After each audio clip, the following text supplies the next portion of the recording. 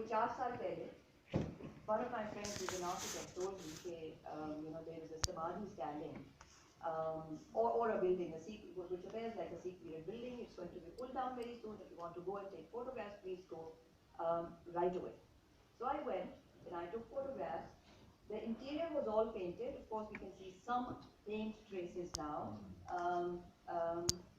And then, as sort of I was told, within the next week, no more. Gone. Gone. So, who assigns, why is this, so my question is, why have these buildings, these particular type of buildings that have a particular identity,